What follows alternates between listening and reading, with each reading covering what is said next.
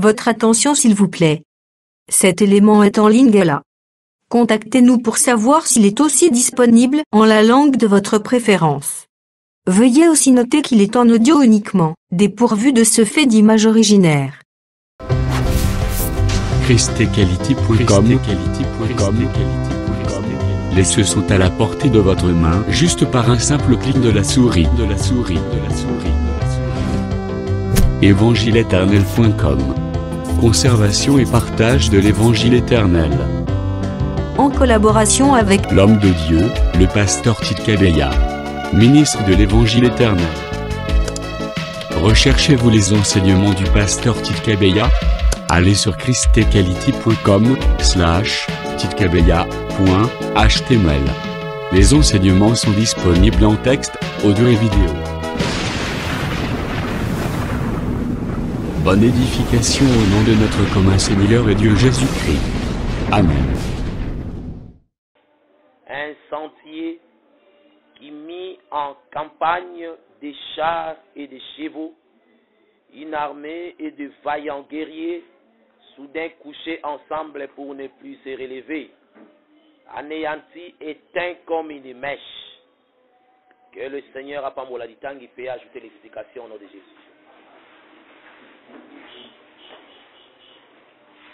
Tozali kokoba na kati ya marche na biso. Tozali kosese te kopesaka toujours exhortation.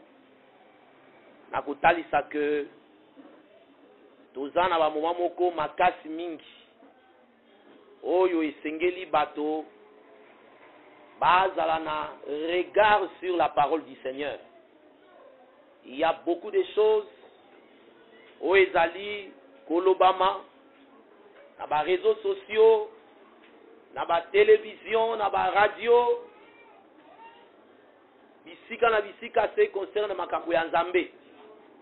Tel que par exemple, nazali kotala na réseaux sociaux, na moni un docteur archéologue, aza chercheur, a sali découverte, il y a squelette ya Goliath. Batie image wana na mutu ya Goliath, na squelette na ye. Ba publier yango pe batie ba commentaire. On a témoigner que Goliath a existé bel et bien. Ba moni un squelette géant. Donc au tali tala mutu ya squelette boy. Publier yango. Donc, ceux qui ont tali, ceux qui ont un œil sur la parole de Ondima Bilokoa. Mais ceux qui ont dans les Écritures, Moutou ya Goliath David a Kendagana. Tant qu'on a bomi Goliath a Katie Moutou a Kenango Tili Bosso ya Saoul. Donc, c'est-à-dire que Azonga Suna Moutouana a Eko Sansango, qu'est-ce qu'elle est de là?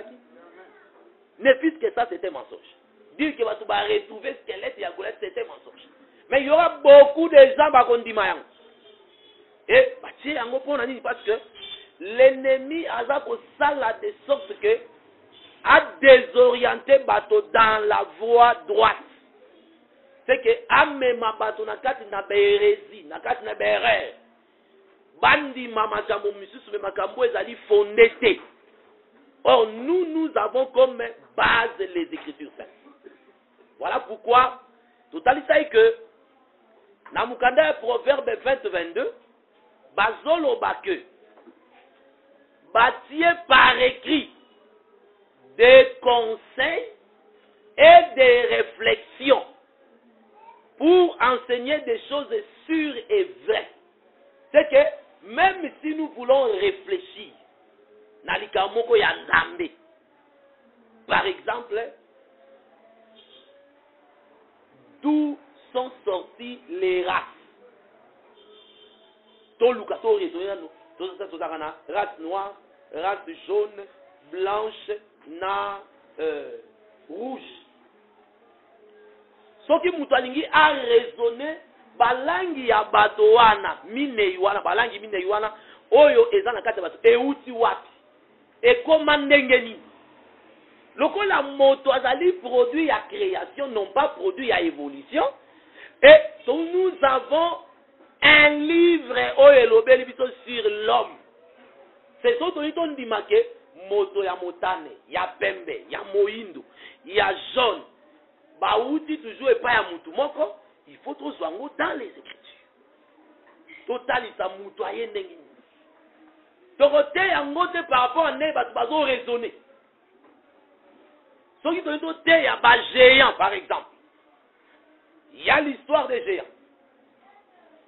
Ba géant bazaka na mokili. Selon les gens, ils disent que bazali produit ya ba angelu tan ba uti likolo ba ye ba balani na basi bana ya bato nde baboti ba géant. Selon ndenge bato bazo témoigner. Maintenant, toyaka na ba question tant ou délige et anéantisaki race nyonso ba géant. Donc etikala eka na Noé na bana na ye. Et so ke sika mususu pour remonter que il y a un enseignement totalisa que il y a eu batu misusu ba kotaka na arche à Noé mais ba lobela bango te. Nde batu wana ba ye lisu ko se multiplier. Parce que nous avons vu encore les géants na taya Israël. Tant va OK kota na Kana batinde ba espio ba moni ba géant. Donc tout le ba lisusu ba anzelu batita lisusu ba boti lisusu na ba Cananéen. Et après toi comment ba bomi ba fils d'Anak wana ba kufi. Toi comment na susu Goliath abimi un grand géant. Après toi comment encore dit temps de David ba vaillant guerrier à David ba kutana kisu na un homme d'un aspect formidable, un géant ba bomi lisusu. C'est au moins au fur et à mesure bazolo ba géant c'est que ba ange bazo bota. Donc pour na ko boya ke ba angelu ba uta likolo te ba ya ko bota na basi to ko boya ngo na makomi. Donc nazo ninga ta lisomo na ke il faut donner la valeur na l'écriture sainte ko le kamakanisi ya bato. C'est que son mutazo raisonner pour réflexion na ye ezala convaincante et sengel to mona cette réflexion est soutenue dans les écritures. Ce qui est écriture est une réflexion en la tête. Attends 1000 personnes ou 1 million ou 1 milliard de gens bandimiango. Mais ceux qui yo boyango aux en écriture, yo nous a majoritaire. Yo nous a dans la vérité. Donc c'est là tout à l'heure que makambo ya nzambe nde sozo te yango. Tozo linga ke mutu nyonso ba ke ba base na biso ezande ba écriture oyo. Libande écriture oyo il n'y a pas la vérité. C'est que nyonso mutu akolo ba c'est un raisonnement. Oh raisonnement mutu eko bikisa motote. C'est là tout à l'heure que on a confiance mingi à l'écriture qu'on les kaba kombo ya bato. Parce qu'il y a des gens où basali ba kombo na mabele. Il y a aussi des prédicateurs où basali ba miracle, ba grand miracle na mabele oyo. Il y a eu des rois où basala ba kombo minene, ba komi pe. Na kata okona ba lobeli pe makambo ya nzambe. Il y a des prédicateurs ba lobeli pe makambo ya nzambe ba komi pe yango. Mais ce que tanga bango parce que kotanga bato eza mabete, nous sommes appelés à kotanga bato pour avoir une formation. Oyeba ndenge nini bato misu balobeli makambo ya nzambe. Je prends un exemple. Soko tali ba ndeko ya église des saints des derniers jours. Ba comment ba livre ko sakana. Ezaka ba congolais nde bazana bazo se réveiller na retard. Mais comment na bato belé basi ba cultiva culture ya kokoma. Kotika ka par écrit. Ba Paul personne les autres parce que les apôtres ont écrit. C'est côté ya makambo ba komaki. Ba prophète ba komaki. C'est lelo be bato bazo komaka. Mais eloko tokobo ya ezake makambo mutu akomi ami komeli makambo ya paraître abimi yemoko. C'est que il n'a pas de gens oyo va soutenir makambo ya komi. Ne biloko biso tozoboya tozoboya kaka musika. Et c'est là bato misusu ba comprendre biso mabe. Tel que soko tali il y a des enseignements que Ndeko Branham Makoma. Il a écrit à ma brochure rebelle. Mais ce que tel que ma brochure naie, il y a des histoires qu'il a soutenues et comment la Bible était. Mais batu bandimeli maté naie, ba gobe biloko nyonso aveuglement. Maintenant, ce qu'on y a dans l'écriture, alors oui, écriture, vraiment, il a l'oubiango. Mais le prophète n'a pas dit qu'il était inspiré de Dieu. Donc, il y a un comité, il n'est pas inspiré. Or, le Seigneur, ce qui a dit qu'il m'a camoué, c'est la bombe, il est à la mabé. C'est que Nzambe a ses servants comme des bases. C'est que Atie Bango Bakoy Makambo ya Taboko ya Koloba, bon se référera toujours na bango. Yango Zomona Jérémie Zoloba, placez-vous sur le chemin. Regardez. Et alors dit, demandez. Quels sont les anciens sentiers? Quelle est la bonne voie? Et marchez-y, vous trouverez les repos de vos âmes. C'est que repos ya âme et dans l'anzela nyonso te. Batu nyonso bazo kufa okotika la koyoka te mutu ana mabike que son âme aille au tourment ezakati. Batu nyonso batu mulake paix à son âme. Paix à son âme. Mais est-ce que ce qui mutu abike que son âme repose à paix ezape koti bongo na paix? Pour mutu azwa le repos de l'âme, Jérémie appelle Sinzela. Dans l'écriture, parce que et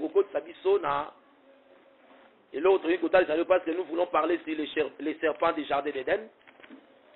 Pour que Toboya, Makamboya Batu, mais tout un témoignage à l'écriture. Nazana Mukanda à Jérémie.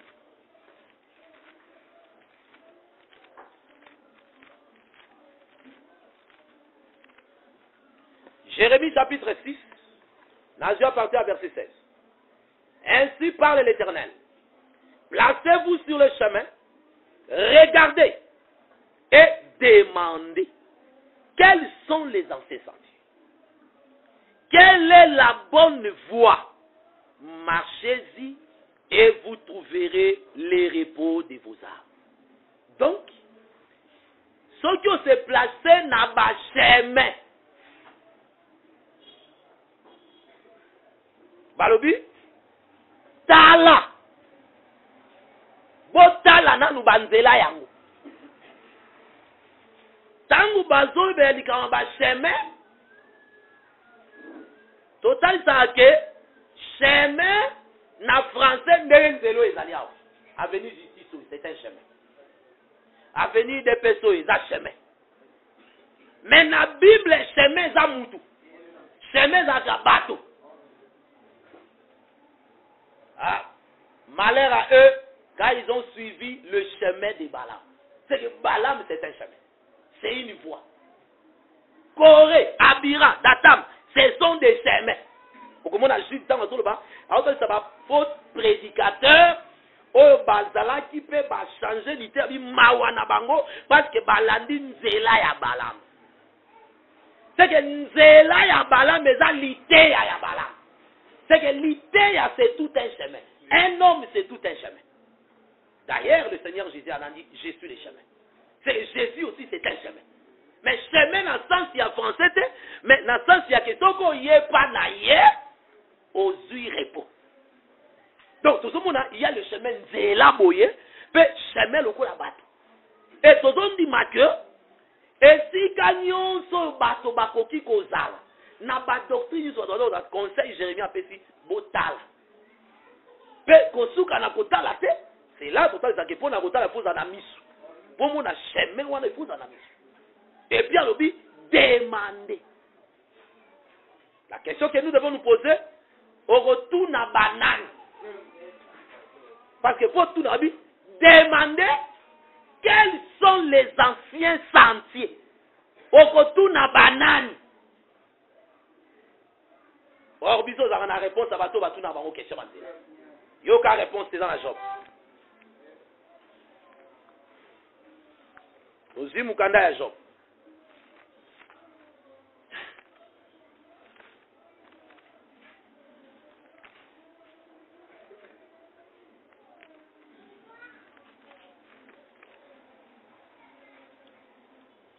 Job chapitre 8.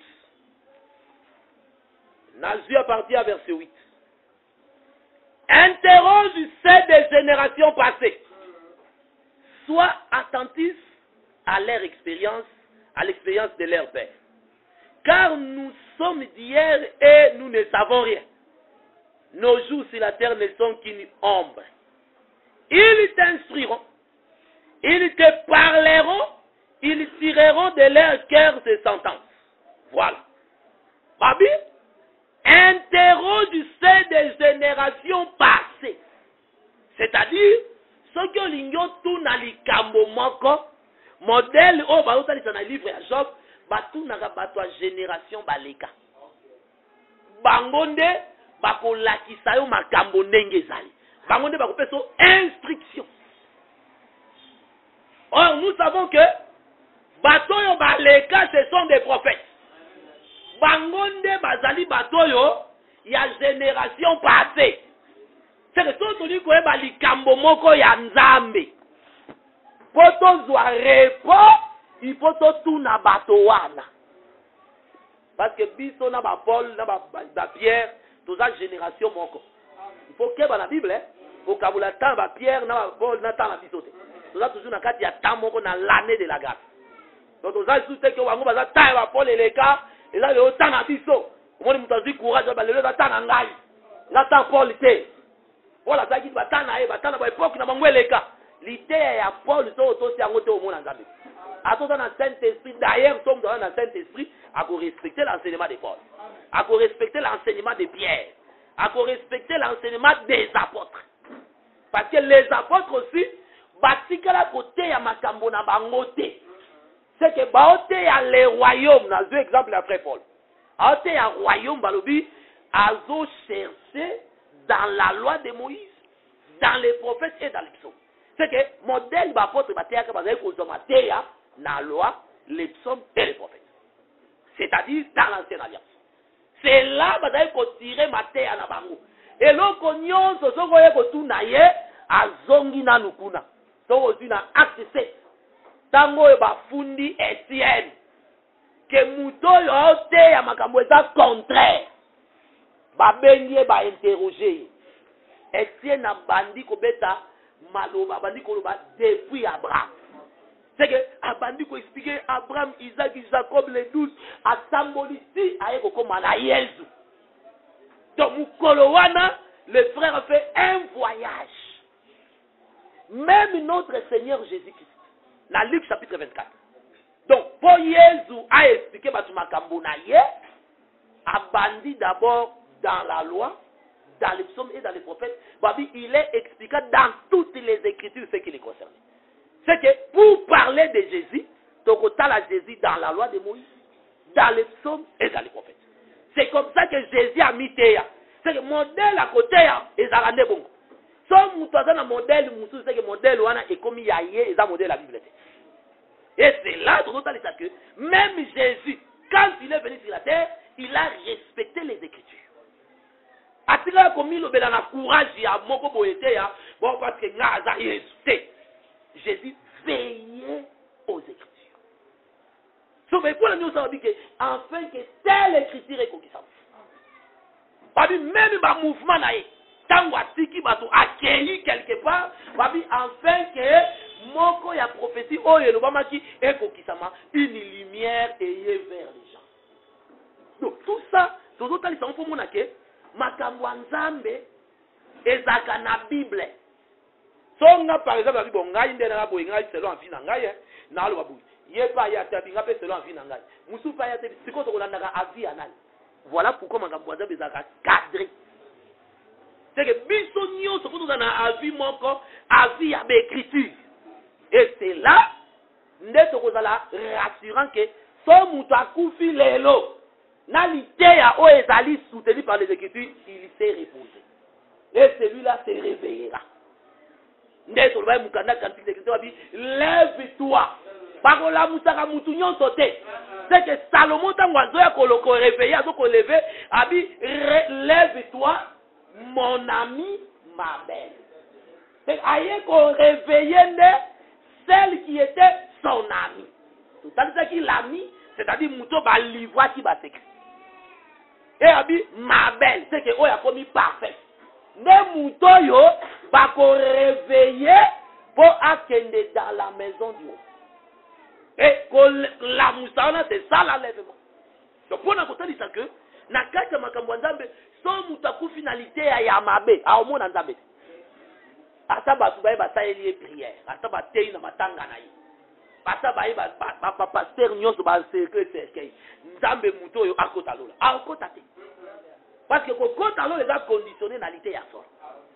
Voilà pourquoi tozotalisa importance ya l'écriture et tozotalisa ke biso batei tozala musala munene c'est motei ezaka lokumu te babenganga pasteur babenganga apôtre babenganga docteur bapesanga bakombo ebele eza yango wana nkola talango besoin pe eza yango peuple ayaka koluka te peuple tango ayaka bazaka na besoin bayeba makambo ya Nzambe c'est que l'église ne bato bayaka boye bayaka nipo na biso bayaka parce que bayebi ke baza na baproblème bazali na bainsuffisance bazali baignorant mais na ntango baotika bandako nango baye c'est-à-dire baye mpo bayeba makambo ya Nzambe mpe bachange lolenge na bango ya kozala nde mosala bato bayaka eglise yango wana donc eza te mpo bato baya mena ngai na banda kozala eti nazobima neti mutu moko efa na bango neti chef moko boye mokonzi moko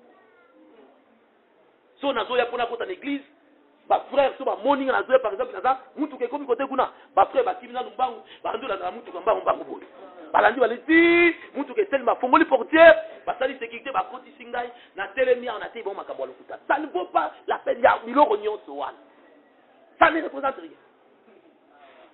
bato bazosala nga sécurité mutuka ezolonga banda ndako ti paye du peuple ekendaka malemale bato bazokimaka mbangu baokimaka mbangu so otuni bango modèle wana bozwa wapi omoi mpe moto azwi mpe na bible alakisa wana eza na Samuel oyebi ezaka na Samuel modèle wana bakonzi batrisa yango na bible etango mokonzi azokende eza na bato babengango bacoureur bazokima pembe na mokonzi bazwamokonzi azoya longo na nzela longo na nzela.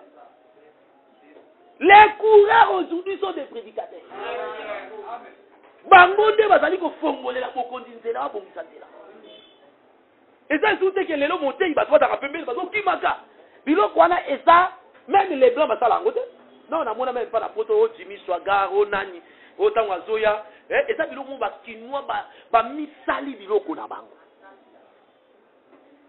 yango somona meme makambo ya Nzambe to musulman asali bino aoseka bino otali mutu moko boye chinois yawa akokota na ekisa bakinois tabukete parce que yayebi ke Bouddha Nzambe Bouddha terrible ukisa lumuni beglise mususu kutala boye bazakata na bezo to moni bato ya ekankara so mutu ya ekankara aye na TV omoni aomyokola ba pasteur boye deba moko ezalaka na chaîne ya Kin 24 eza na tipo babengaka maître avatar ayaka wana azokoexplike makambo ba ange azodemontre bakoma ba ange mosusu na bible ezalaka te asali bapotre mo bazalaki wana boye bapotre ya bana mike yango toyebisaka ke fo ke baneglise mote aza mwana moke so na église pasteur aza mwana moke mawa na bino parce que écriture lui malheur à vous pays dont le roi est un enfant mwana eza par rapport à boyebi c'est mote isoko azali na boyebi moke c'est un enfant mawa na bino église andeko ke matin ane ezalaka délivrance eza mabe te eza liloba ya Nzambe mais lité esuki kaka na délivrance te po lité ya délivrance ezala prospérité ezala la connaissance ezala lité ya nyonso na mobimba Nzambe akobenga te motei apesi kaka ministère ya délivrance ezalaka na bible te eza biloko ezalaka na Kinshasa na Nigeria na Afrique du Sud na Tanzanie biloko wana ezalaka bo mais na bible awa Paul azalaki établi ministre mpona kosani mpona kopositionner peuple face na mateya nyonso ya mabe c'est liteya nyonso mabe fo moteya azala wana a aider peuple à réfuter les contradicteurs il faut yo bangisa bato oyo bana mateya mabe baki na bible masolo ya bible so boye nango ndeko wana ndenge aza wana aokanga biso nyonso munoko esalama bongo na Babylone tangu makambo makasi eye balukaka mutu aza capable ya koexplike makambo makasi c'est qu'il faut bato bayeba ke makambo ya Nzambe eza na bato oyo baza mandate ya koexplike yango et puis boyebi ya makambo ya Nzambe eza na mpona bapasteur te parce que la connaissance Et sa promesse pour ces temps de la fin. Tout le monde, tout enfant de Dieu est censé d'avoir la connaissance augmentée. C'est le boyer bien makambouanzam. Mais bazo soyango pas ya batei. C'est que même une sœur doit avoir la connaissance de la parole. Ana facilité na bisika zali, ceux qui ont senti que bazo makambouanzam mais mabe a tellement à redresser yango. Et si là qui yango na teke aussi na yakuma motei te. C'est que boye biona e sunga e poani e batela e bosia maté ya mabe pe ya ma vie ya mabe. C'est comme ça boye bien makambouanzam. Donc nous sommes appelés ya kolinga liloba ya Nzambe pe kuzaka na empressement ya koyoka yango. Soki ofandi oki makambo ya Nzambe ya bien orobanga ka bana mise. Orobanga ka musulmate. Nga aza na Coran na tanga yango, so otali Coran okoseka. Okoseka. Mais pour y ba kotanga yango il faut ba la sonde batanga yango.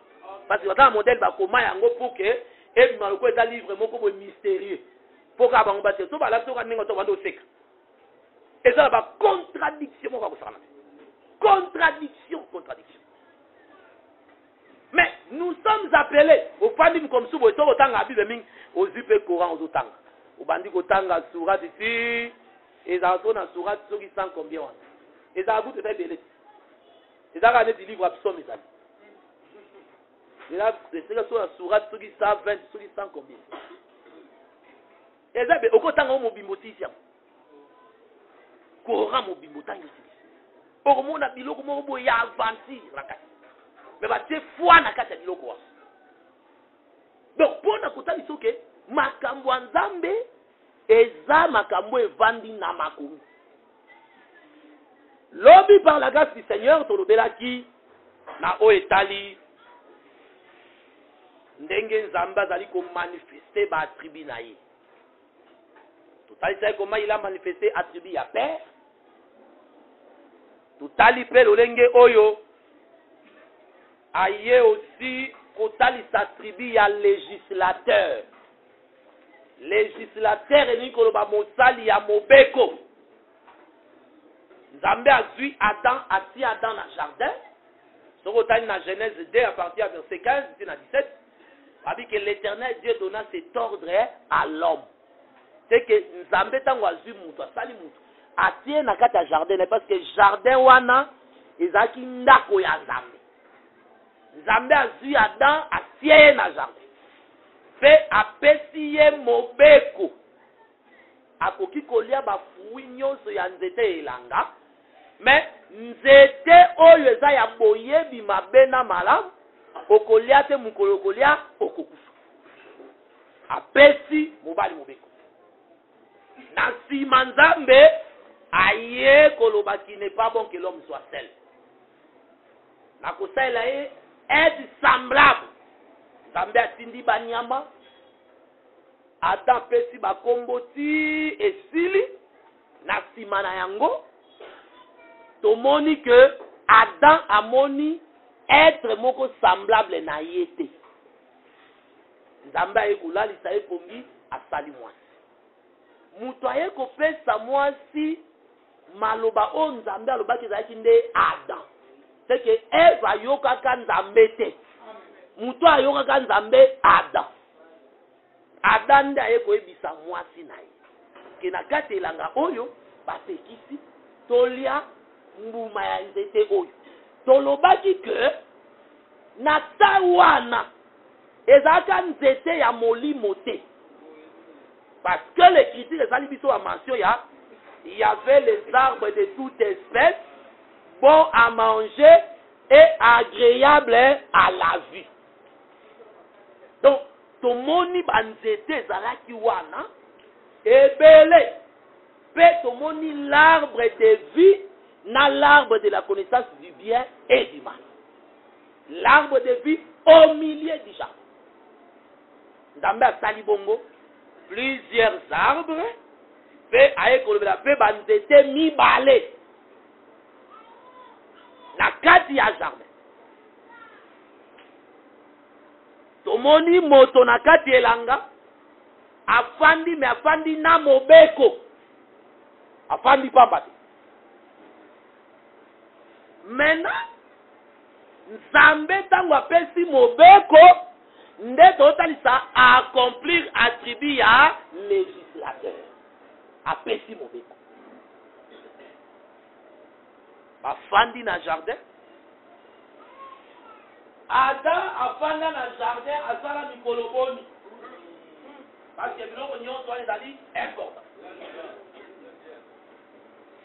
soki otali okomona que premier, deuxième, troisième, quatrième, cinquième, sixième, septième jour.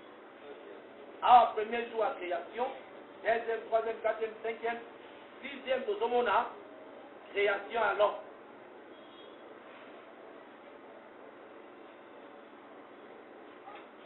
L'homme est créé au sixième jour.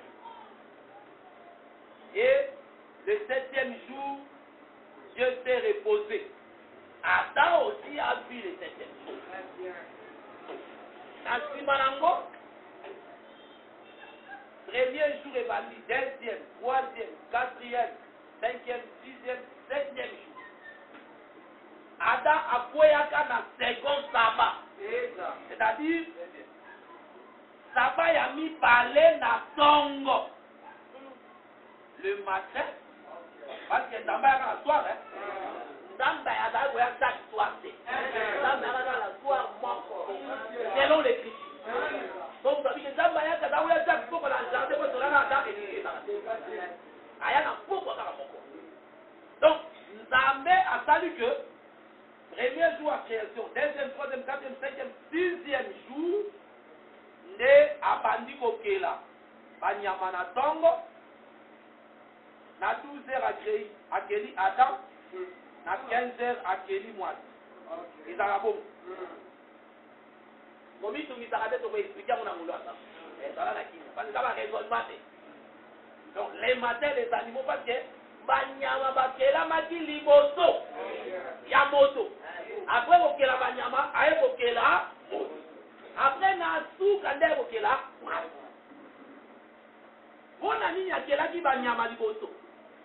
Parce que ceux qui n'ont pas de et il y a sa Bible. Parce que le frère Pierre a dit que l'agneau de Dieu, vous avez été racheté à un grand prix. Aujourd'hui, écriture, il y a Pierre.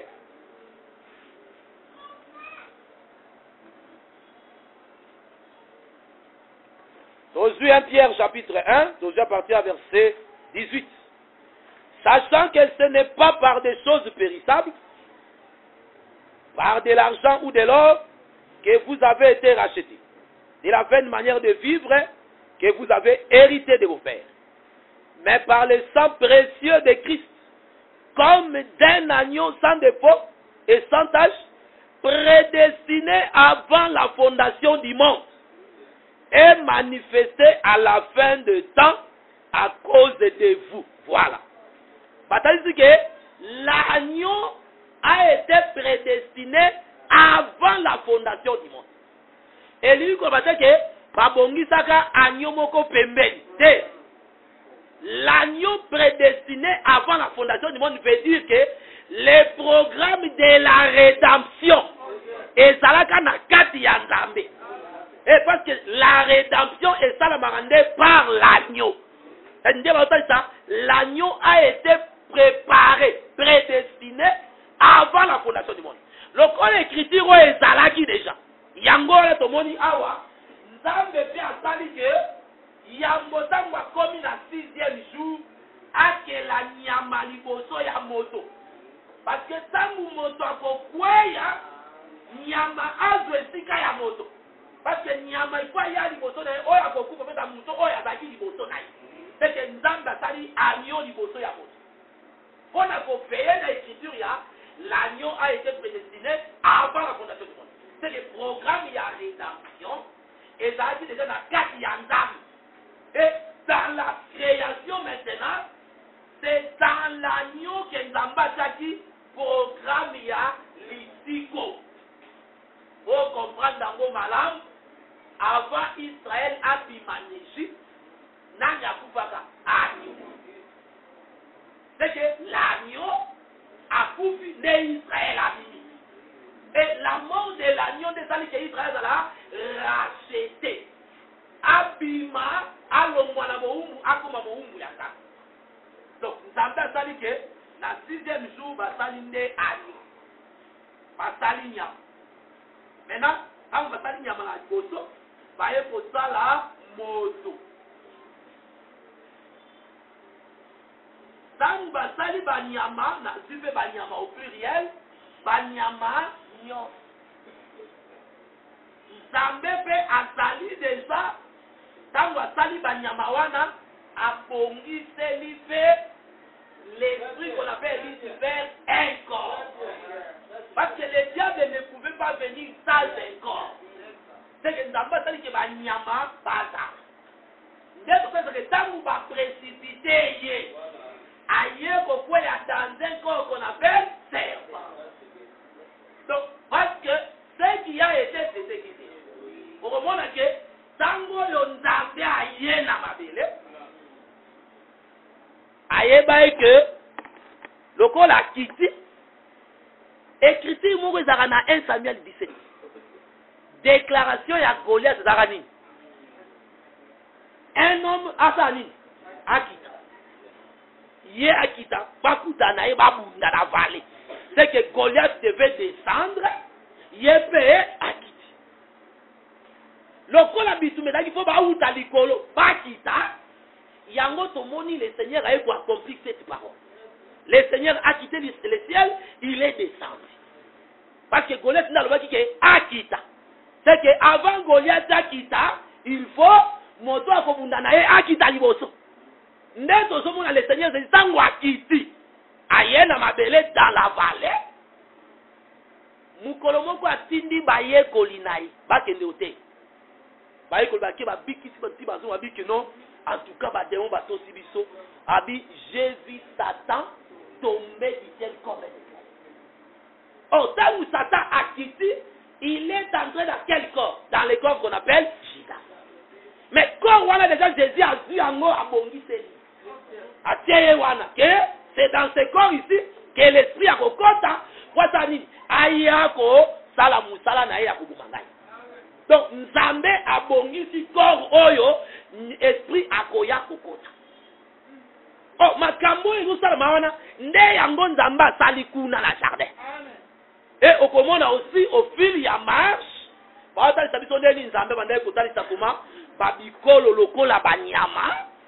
Oyo, l'ennemi aussi a possédé pour que va combattre son peuple d'Israël. Donc, au monde awa, na jardin. Quand vous passez Adam, le 6e jour, déjà, les serpents aussi existaient déjà. Serpent, Adam, Yamao, Nzambe, à quel âge sont dans l'écriture parce que nous avons dit qu'un serpent. Aujourd'hui, Genèse chapitre 1.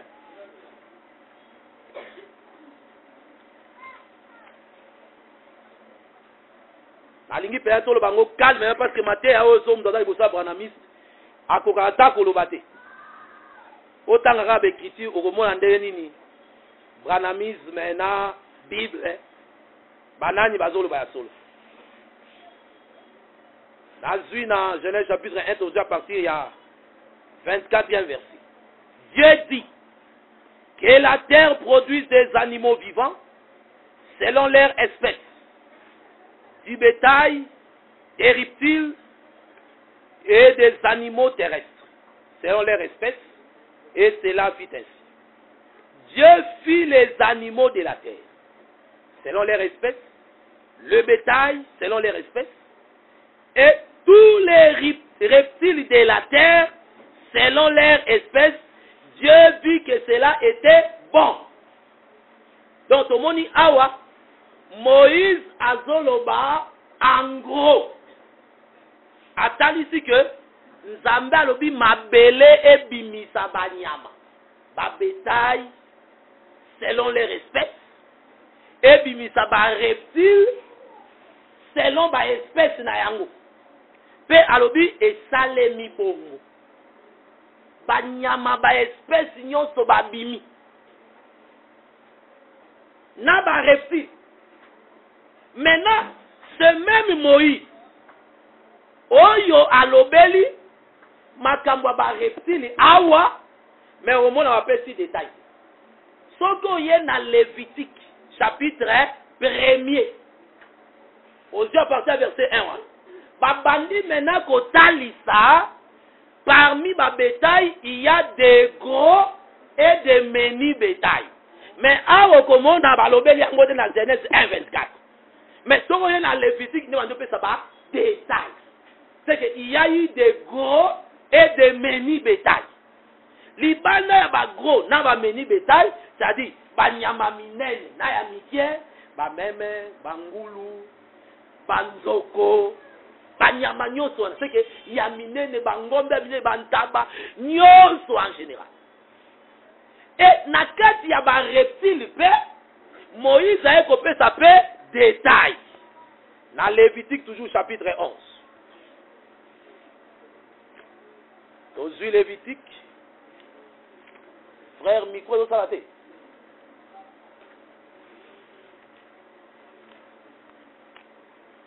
Aux huiles Lévitique chapitre 11.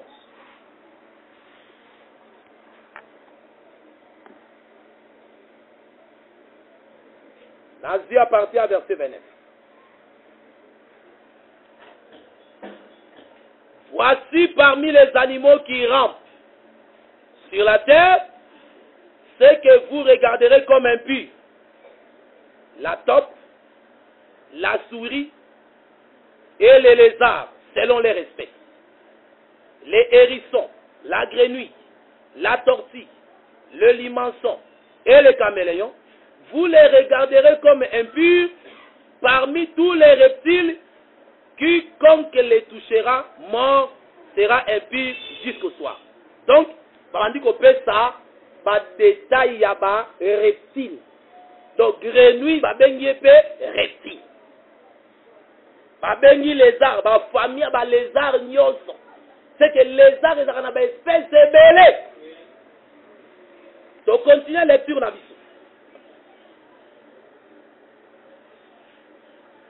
Verset 42, 41, 42. Vous aurez en abomination tout reptile qui rampe sur la terre, on n'en mangera point. Vous ne mangerez point parmi tous les reptiles qui rampent sur la terre, de tous ceux qui se traînent sur les ventres. Voilà. Donc, parmi les reptiles, et ça, les reptiles, on va ngulumaka na libumu. Des écritures qui peuvent battre la yo, na l'idée à ma baie à jardin. Tangu nzamba yeko lobake nyoko kotambola libumu mutabisa ke bakata ke maboko. Donc ndelo ko biso to boya ka yangwana. To boya ka ni parce que kitobi ke banyama bangulu ma libumu basala ka déjà. C'est que parmi bango les serpents. On continue. Ni de tous ceux qui marchent sur 4 pieds ou un grand nombre de pieds, donc 1000 pattes, baba nyama ya nzambe ayebi bango. Car vous les aurez en abomination. Donc, écriture noir sur blanc, et qu'on peut s'habiller sur les détails à ma reptile. Ban nyama o bangulu makana mabele, nzambe sali bangono ba o batambula na 4 pattes, ba bazana ba makolo ebele, pe na ba o bazongulu manaki bumu. Donc, c'est que elobelia, tu marcheras sur ton ventre. Et l'ingo bateke ba kataka nyoka maboko. Et l'ingo ba bongo. Wano raisonner yongo. Voilà pourquoi tozongi maintenant na jardin. Tangu nzambe apesi mobeko, mobali ayeko pesa moi.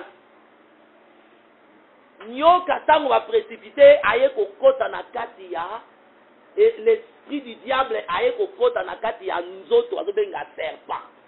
D'abord, aïe dans un corps, il y a serpent physique. Et ça, nyoka moli moté. Comme nyoka oyo, le diable a utilisé la mukoloana, batu va faire ça comme ya nyoka ndaka Jésus na Jean-Baptiste. Autant écriture.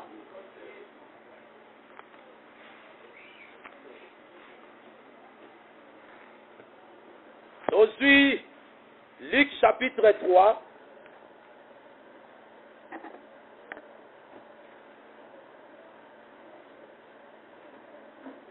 Josué à partir, il y a verset 7. Josué, verset 3. Et il alla dans tous les pays de Judée, dans tous les pays des environs du Jourdain, prêchant les baptêmes de repentance pour la rémission des péchés, selon ce qui est écrit dans le livre des paroles d'Isaïe, les prophètes. C'est la voix de celui qui crie dans le désert: préparez le chemin du Seigneur, aplanissez les sentiers. Toute vallée sera comblée, toute montagne et toute colline seront abaissées. Ce qui est tortueux sera redressé, et les chemins rabotés seront aplanis. Et toute chair verra le salut du Seigneur. Il disait donc à ceux qui venaient en foule pour être baptisés par lui: race de vipères, qui vous a appris à fuir la colère à venir. Tant batu bazoya pour se faire baptiser par Jean-Baptiste, à Bengi Bango, race de vipères. Aujourd'hui, deuxième témoin. Matthieu chapitre 3.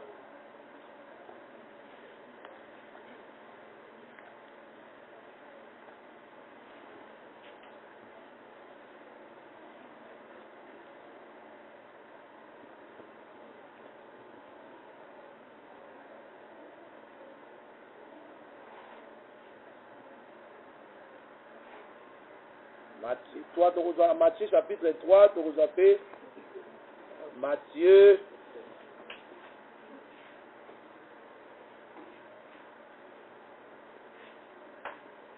chapitre 12. C'est mieux d'autant à 12 parce que Matthieu chapitre 3, il a toujours la même chose.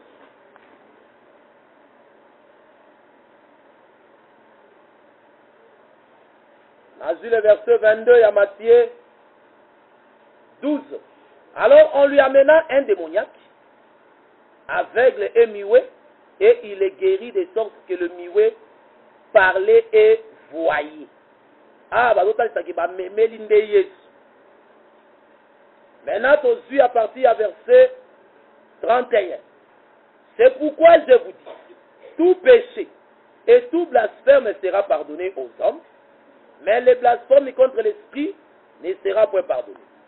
Quiconque parlera contre le Fils de l'homme, il lui sera pardonné. Mais quiconque parlera contre le Saint-Esprit, il ne lui sera pardonné ni dans ce siècle, ni dans les siècles à venir.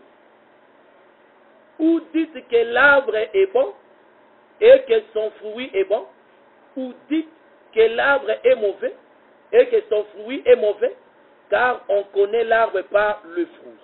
Race de vipères, comment pourriez-vous dire de bonnes choses, méchants comme vous l'êtes? Car c'est de l'abondance du cœur que la bouche parle. Voilà. Donc, nous avons les deux prophètes ici. Le prophète Jean et le prophète Jésus. Tant que Israël, nous avons nature et vipère. Parce qu'il y a eu plusieurs serpents. Plus loin, vous, avec bana ya nyoka. Oh, nyoka, tant que vous avez nyoka, boé physique, à bota bangote. C'est que, bazo la allusion à serpent ancien, qui est le diable. Mais ce diable, quand il est venu séduire, il a utilisé un corps d'un serpent. Parce que, c'est ce serpent vipère Walande Azalakana venin mortel. Physiquement d'abord comme ça. Et le diable aussi s'est servi de lui parce que Ayaki na Musala Yakoboma. Et c'est là tout le monde à côté de l'esprit là du diable. Et posséder un corps d'un serpent. Et ce jour-là, le serpent parle. Et Nyo Kalobini, Dieu a-t-il réellement dit, vous ne mangerez pas de tous les arbres du jardin? C'est-à-dire, Nyo Kawana, Mukolondamba Banda Kurubaya Nukata. Parce que question est un mot, ayena question mot yalikamwa ebati. Mais ayena mrise. Ce soki otei ke nyoka wana ya jardin azalaka lokola moto nzambe aboya yango Moïse aboyi yango pe ana aboya yango 3 prophètes baboyi mateyawa eloko nini ezondimisaka ya prophète misato wana baboyaki yango tozwi témoignage ya liboso nzambe alobi boyi naza toujours na Genèse 2 il n'est pas bon que l'homme soit seul. C'est ça où nous avons dit dans le jardin. Dieu témoigne que l'homme était seul. Je lui ferai une aide semblable à lui. Wana Moïse a comme témoignage ya Nzambe. O Nzambe azolo parce que Moïse a yoki makambo Nzambe azolo.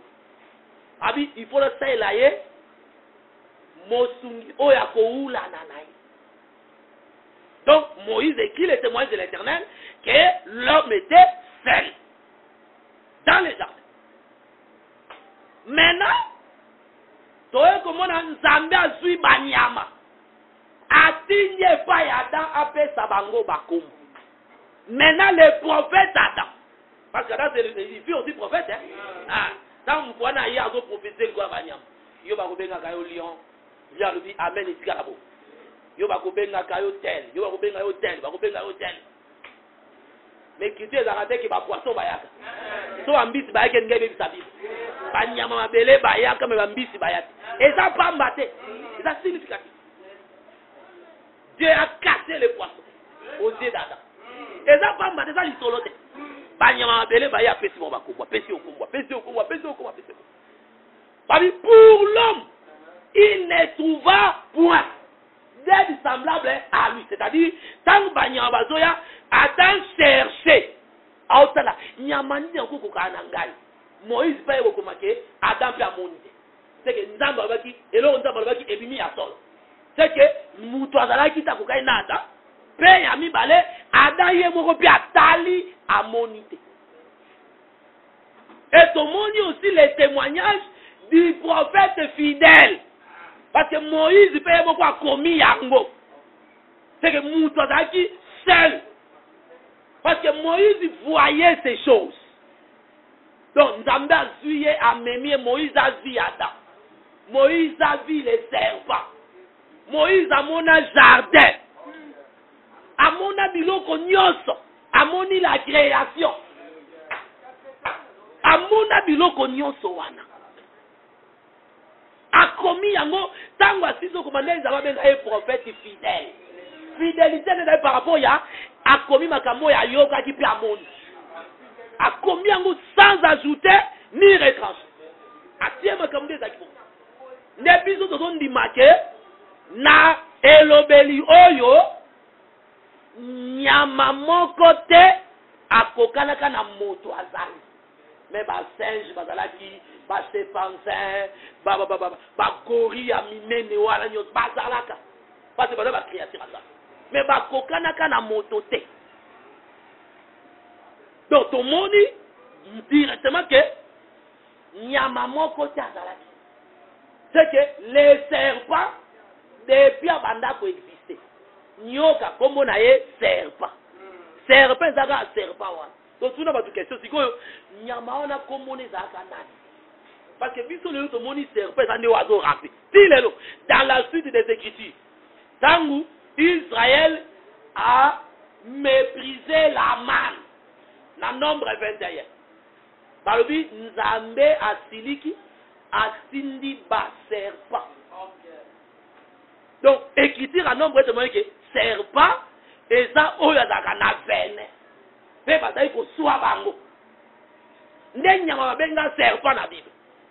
C'est que o azaki lokola muso banda ekoloba écriture ça. Nebi l'autre to boya maté ezanga écriture. Pourquoi? Parce que mutu boka vanda ki ange aye côté aye. To boya ka ba apparition ba ange té. Mais ce qui ange abimé yo, ndenga abimé la Joseph Smith, il y a église de ces derniers jours, ange abimé bazaki mibal. Ba téléménier bo. Afandi wana. Hier Joseph bazaki na chambre na la joie. Ba ange lui mibal ba téléménier wana. Ange mo kambo tivuka zabi, celui-ci est mon fils bien-aimé, écoutez. Tu croyais que ange là qui Nzambe na Yesu. Babimela. Donc ça va déjà l'idée que Nzambe na Yesu babimela. Donc azondi make Nzambe na Yesu basa batuni ba. Après batu ba yako ko tshela e maboko po ba ndimite ko za prophète, des aki Pierre, Jean, Nathan.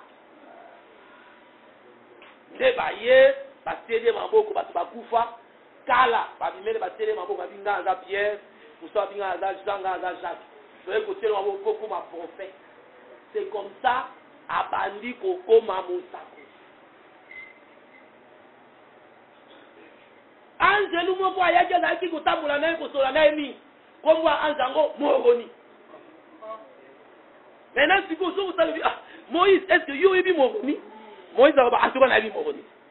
C'est un démon. Parce que ba comment ba ange dans la Bible là.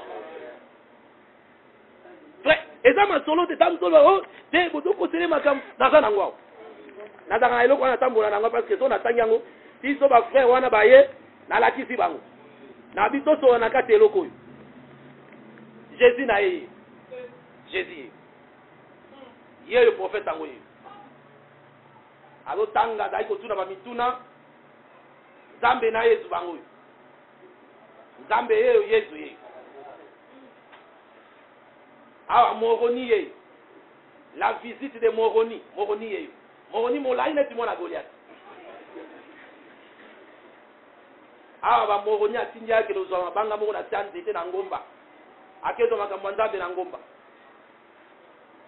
Ozoma makambo okene ngomba, okekuta na bademo makati mo. Moroni ye ko pesa e Bible. Eza makambo alukutele makambo solo. Jean-Baptiste ye. Mande kwa pembe akupa kala. Mande kwa komi pembe. Joseph Smith, la prêtrise d'Aaron de Jean-Baptiste. Puis par l'imposition des mains, le 15 mai 1829.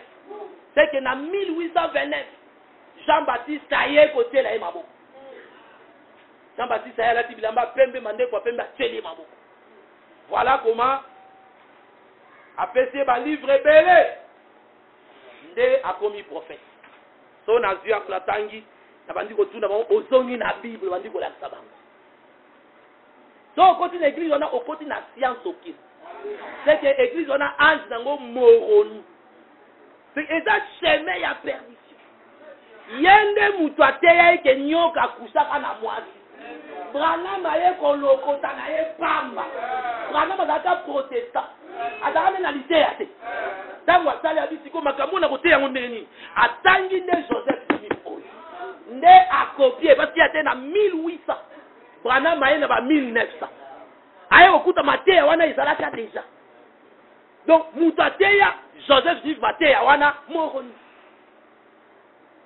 Biso to banga ka biloko wana te. Pour la taille bisa biso ke même ménage.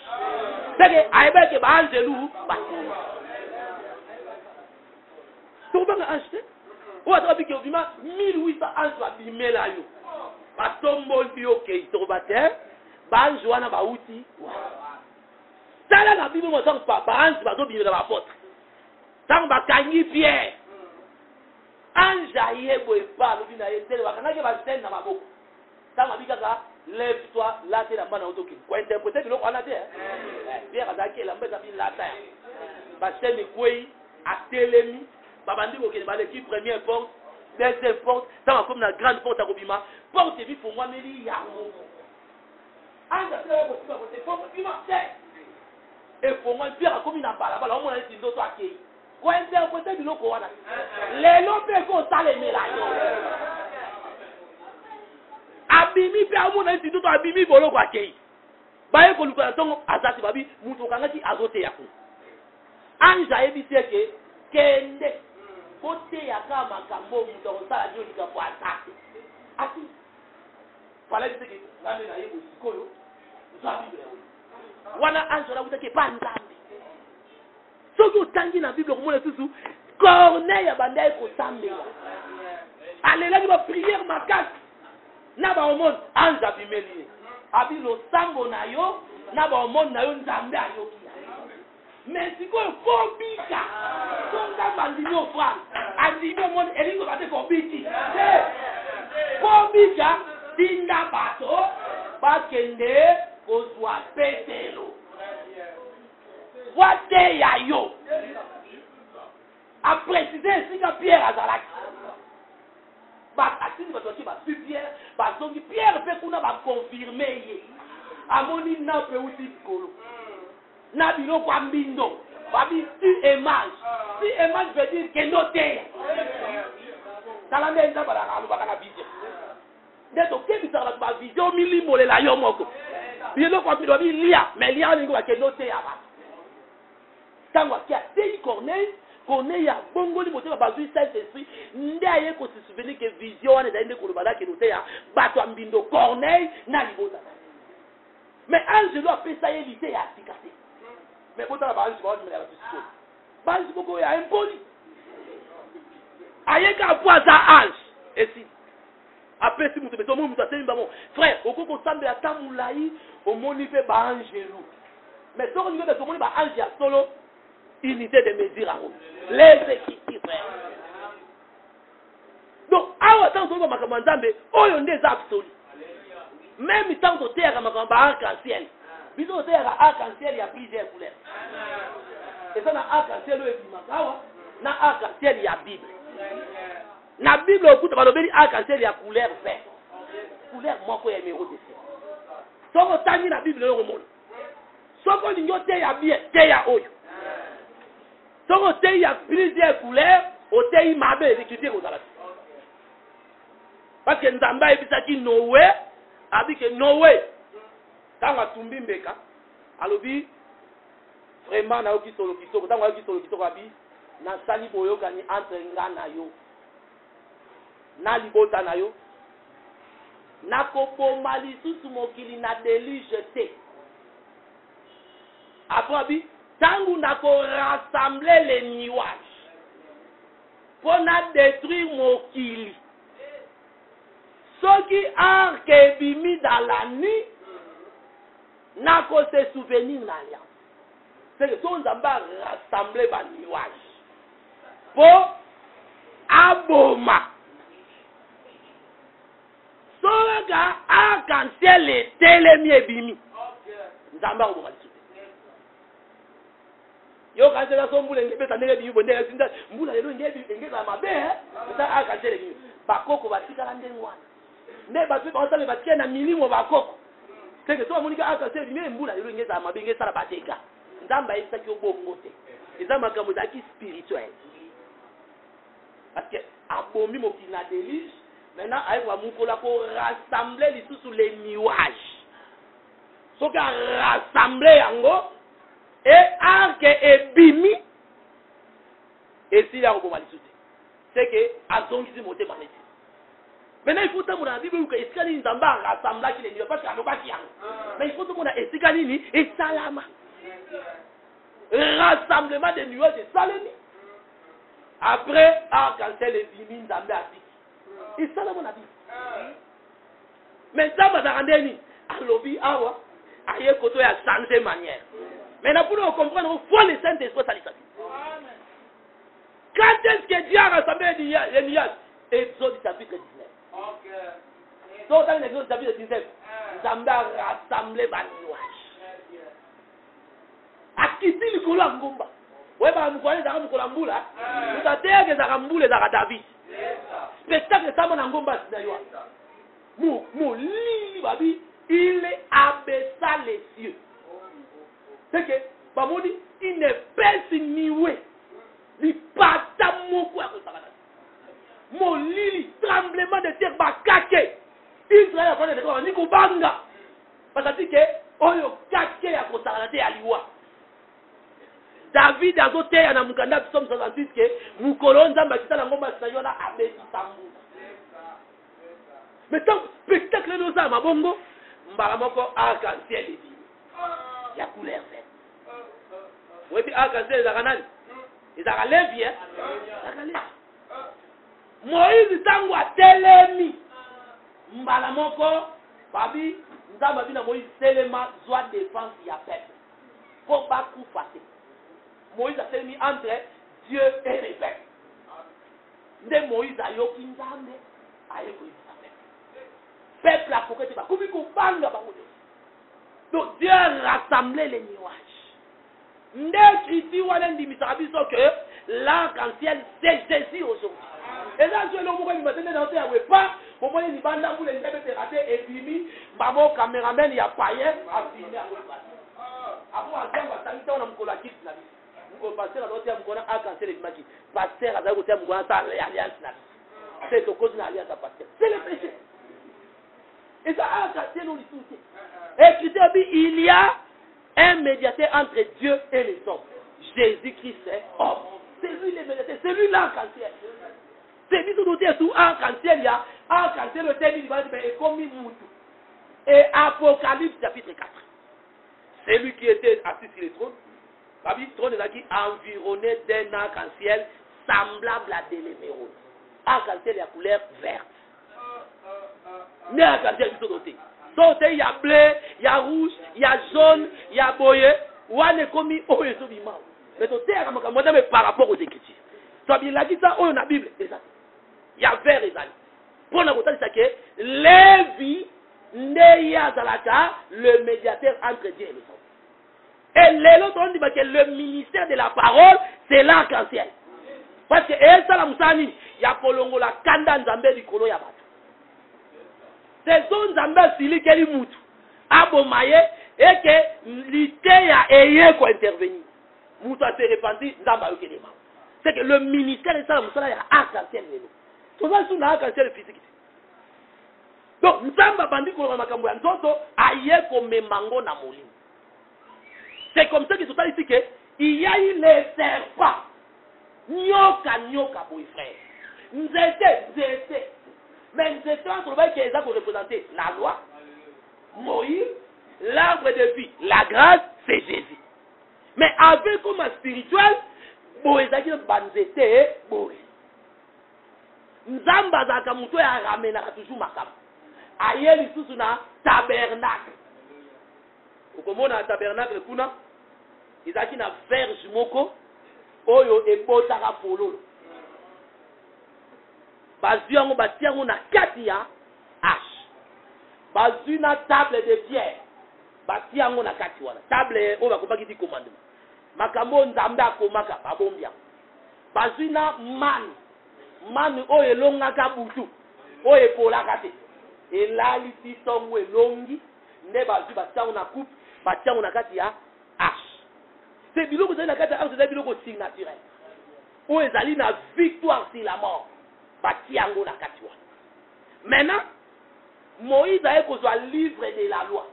A commis au beko atiango pembe na hache. C'est na kati aliese okomona ezalaki na la loi na biloko oyo ya bomo ina kati. Azongeli kaka même chose ezalaki na jardin. C'est que biloko ezalaki na lieu très saint wana. Ezo représenter kaka banzete mibali mais nzamba changer manière à bolo. C'est que la loi qui était mentionnée dans un livre et vendu pembeni, mais on est surnaturel, on est dans la vie et tami pembeni. Azongeli kaka ndeko. Donc pour ne pas dire ça que Nzambe azongela kama changer la manière. Le diable est venu chez la femme. Pour nini diable ya kaba moi.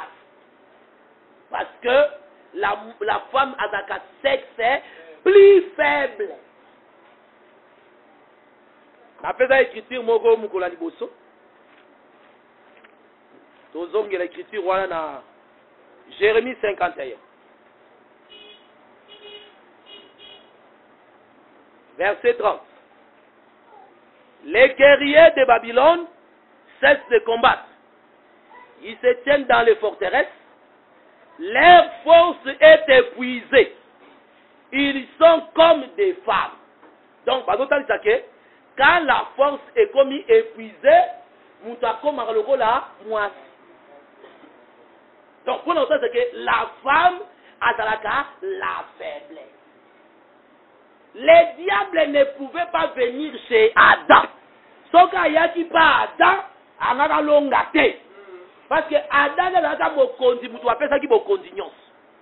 Maintenant, dans le cas du jardin, les diables, comme il avait perdu la place qu'il avait, Maintenant, ayepe apoto la moto esika oyo bapesaki.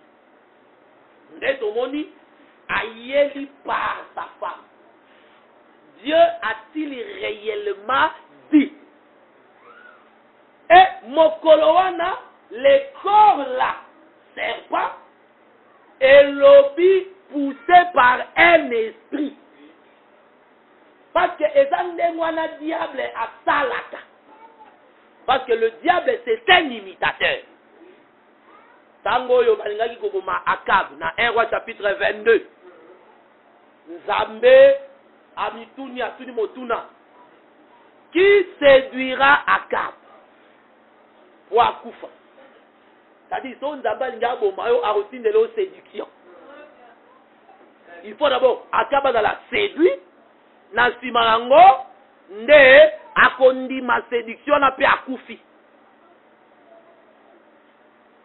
Ba esprit bandi koya oya lobi boyo alobuti esprit moko aye libosi anda. Ndesika to ba ke milimo nyonso ezaka au service de l'Éternel. Nzamba izaka même les démons na mission na yi. Molimo moko ya tena bi ke non ngai na ko séduire. Abi orosala ndeni. Abi na okuba molimo ya mensonge na kati ya basakoli na ye. A préciser qui bien na basakolité basakoli na ye. C'est Akab amisaela ka basakoli na ye. Abi na okoma esprit ya mensonge bango nyonso inanimba koloba ke akende bitu bakolongo ndetango okende akufi. Nzamba abi en tout cas aux appels vrai, nous avons fidèle na molimo na yo. Ndi abi kenda molimo abimi akei mbala mo wa prophète wa prophète. Akabi okende ndekuno za mutu munene. Yo za roi oyo ya Israël. Kande mona kisasa ne mate ekumisa bato. So ki mate ezokumisa bato za mate amabe. Kende to fandi ko papa za mutu munene. Ndaba zo na bantu za mutu munene. Pe kutamela makaya. Nzamba omona makaya te na zo munika mutu munene. Nzamba mona akaba zo minene. Nzambe moko ya pamba ya mwana muke. Oh papa. Nzambe prophète a prophétisé maloba ke papa ira. Nzambe obenga mwana na ye papa. Na Bible a osika le mona. Abraham. Moïse. Azaka mwana muke te tango azobenga ye wa. 80 ans. Moïse babenge na Congo. Et ça, papa Moïse, et ça a caté. C'est aussi un prophétique, ma mamie. Et ça, prophétique, sœur, dit. Nous avons bien un sœur. La Bible a bien un comme Samuel. Nous avons bien la voix à elle. Nous avons bien. Donc, ils ont dit que nous avons bien un sœur. Vous êtes sérieux, Nzambe, toi, faire pour l'angai. Vous êtes sérieux, Nzambe. Donc, par prophète, nyonso, par le dit, Kenda Bitouma. L'esprit de mensonge était là. Mais un moment, l'esprit wana ayé ko kota dans un corps. Pour séduire à ça pour akufa. Il faut y avoir que makambo ça maka na jardin. Mutu aboma ada izaka nzambe yimo soki ada kufa kate mais kombo ya tout puissant ngai dans la tente kombo atopel ngai dans la tente anyo pe na jardin ngai akufa te c'est nzambe ngai tkala biloko mso etikali bongo alinga pe ayeba c'est les programmes de la suite d'Adam ezaka programme ezali na kati ya nzambe yimo abongisi fille na osala mwana ngai.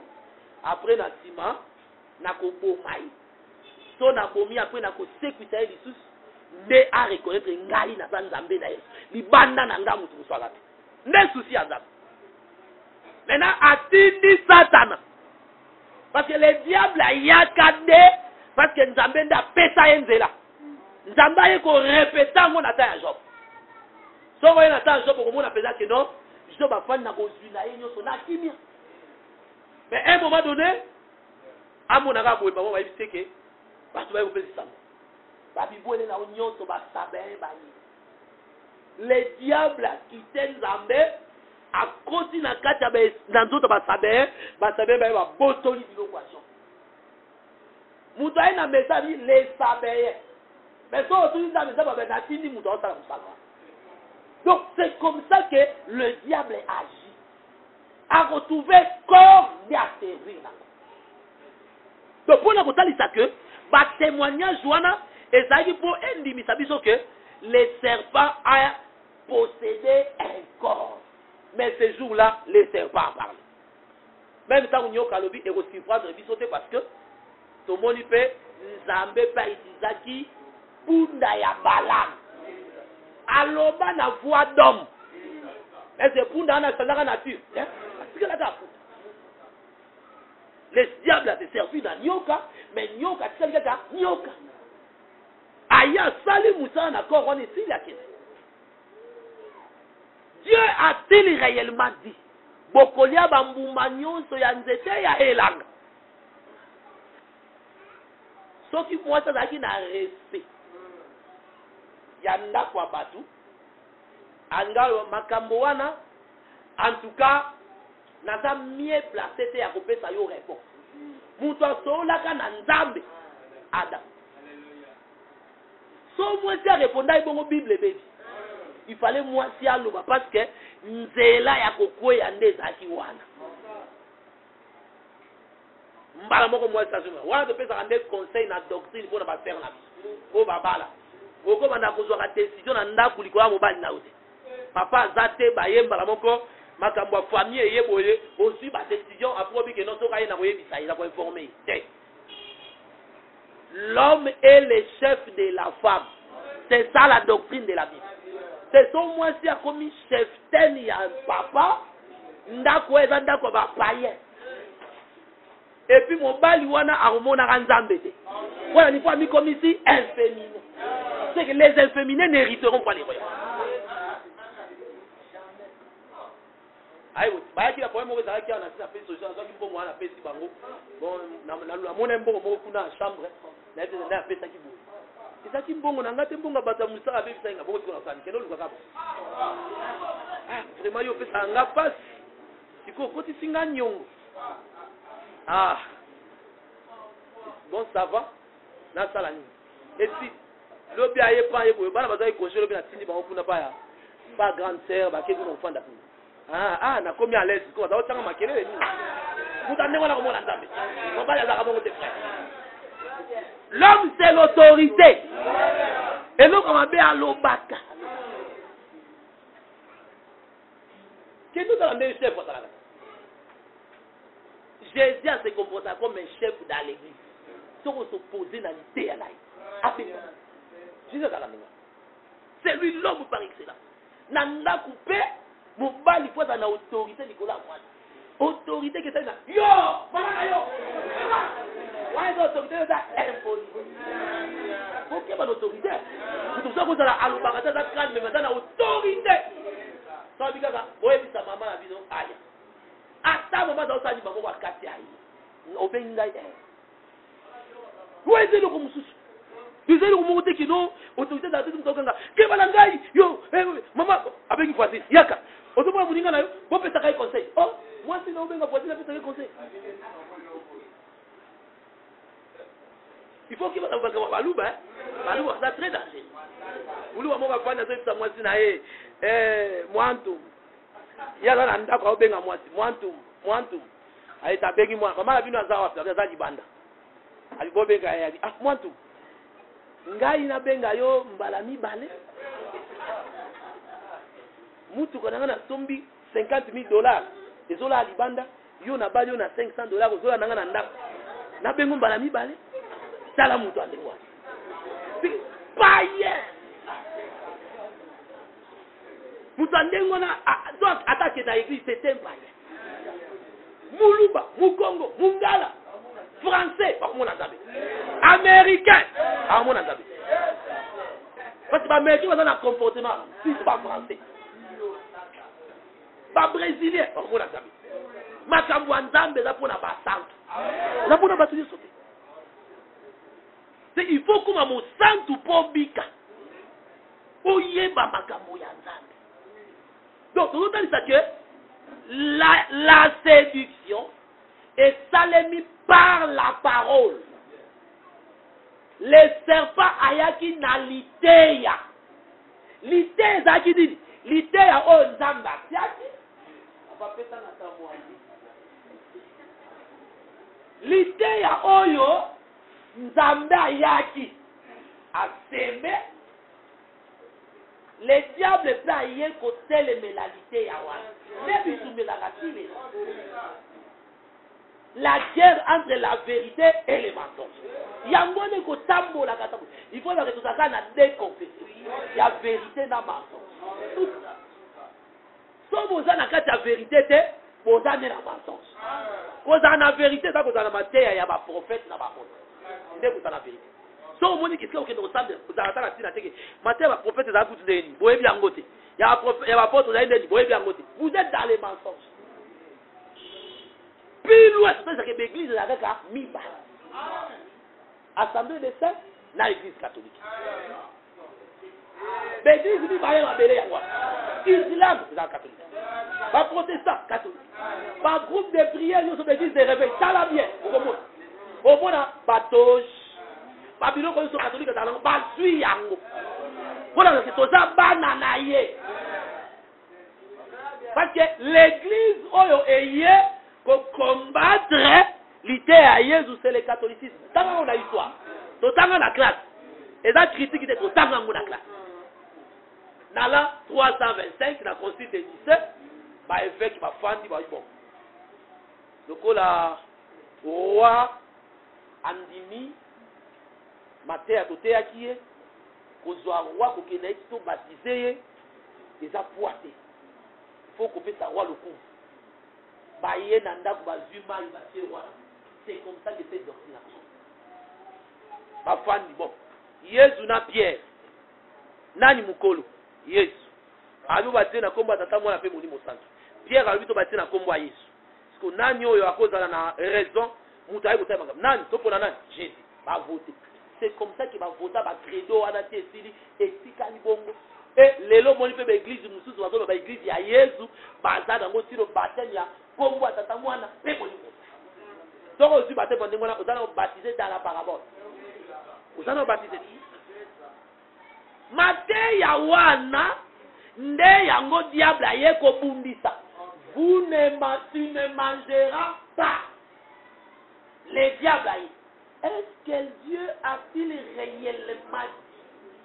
Vous ne mangerez point de tous les arbres du jardin? Moi aussi à communauté. Nous mangeons de tous les arbres du jardin. Mais quant au fruit de l'arbre qui est au milieu du jardin, le goûter va. Dieu a dit, vous n'en mangerez point et vous n'y toucherez point de peur que vous ne mouriez. Est-ce que ça va te dire moi? Moi, ça est pour le fou. Donc, dans la bâtisse. Donc, dans la bâtisse. Moi, ça zongue ici fou. Nous avons attaqué à vous.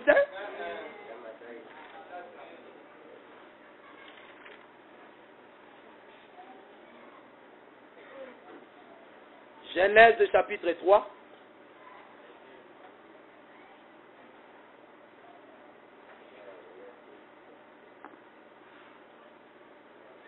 Les serpents, la Dieu partie au premier verset. Les serpents étaient les plus risés de tous les animaux des champs que l'Éternel Dieu avait fait. Il dit à la femme, Dieu a-t-il réellement dit, vous ne mangerez pas de tous les arbres du jardin? La femme répondit, nous mangeons du fruit des arbres du jardin. Mais quant au fruit de l'arbre qui est au milieu du jardin, Dieu a dit, vous n'en mangerez point et vous n'y toucherez point de peur que vous ne mouriez. Comment il répond à moi?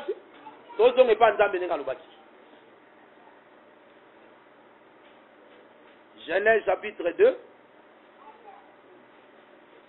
aussi à partir à verset 15. L'Éternel Dieu prit l'homme et le plaça dans les jardins d'Éden pour les cultiver et pour les garder. L'Éternel Dieu donna cet ordre à l'homme. Tu pourras manger de tous les arbres du jardin, mais tu ne mangeras pas pas de l'arbre de la connaissance du bien et du mal. Car les jours où tu en mangeras, tu mourras. C'est ce dont on a respect ici. Au moins, elle va m'y yekaka. Le roi va y yakala. Mais dans la réalité, il y a des gens qui ont moutou moko. Ne pas parce que tous nous avons moutou balo baka baki ngambe na ngala liate. Mais il y a abi toliate. C'est comme bilo comme il balé que c'est Dieu a s'est adressé à une seule personne. Mais awa moi si abi continue à baki toliate. Au Dieu veut dire vous ne mangerez pas alors va abaga cinéma. Sokolié au coupa. Il y a un bon avec Sangara Ada lié. Neliwe kota na moki. Parce que biso nous avons na kati ya nani ya. Nous avons na kati ya F. Nous avons na kati ya Ada. Tango kufi biso nyozo to kufi. C'est que muto ya na problème ni kuso nzambe za kine Ada. Moi c'est là qui permet ya autant nzambe ki nzambe ayete ta masiba liabi. Où êtes-vous? Et la kate. Ada où est? J'ai entendu ta voix. Je me suis caché.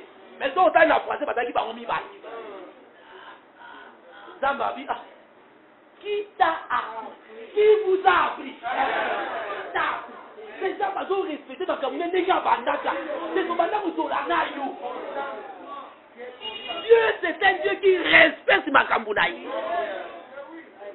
Qui t'a appris que tu as mangé le fruit de l'arbre dont je t'avais interdit?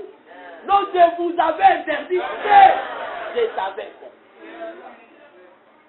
Vous savez, c'est que nous avons fait, n'est-ce que frère, Bible est Kebanango. Ceux qui ont su et l'okoyo ont changé et là, ils ont dit que moi, Zambi. Nzamba ya zongeli makamundenga bandaka. Donc la femme a mal répondu. Nous mangeons.